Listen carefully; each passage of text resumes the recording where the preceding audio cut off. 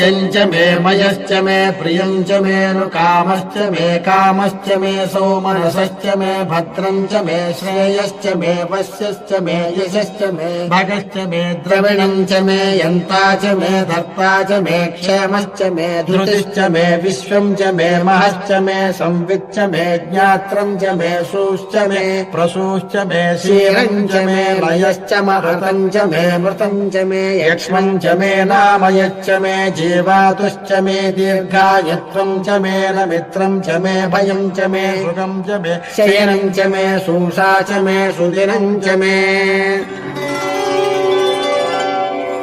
ऊर्च मे शूनुता च मे पयश्च मे रसश्च मे घृतम् च मे मधु च मे शक्ति च मे सफेदिश्च मे कृषिश्च मे वृष्टिश्च मे चैत्रम् च म औद्भिद्यम् च मे रयिश्च मे रायश्च मे पुष्टम् च मे पुष्टिश्च मे विभु च मे प्रभु च मे बहु च मे भूयश्च मे पूर्णम् च मे पूर्णतरम् च मे क्षतिश्च मे कूयवाश्च मेऽन्नम् च मे क्षुच्च मे व्रीहयश्च मे यवाश्च मे माषाश्च मे तिलाश्च मे मुद्गाश्च मे खल्वाश्च मे गोधूमाश्च मे मसुराश्च मे प्रियङ्गवश्च मे नवश्च मे श्यामाका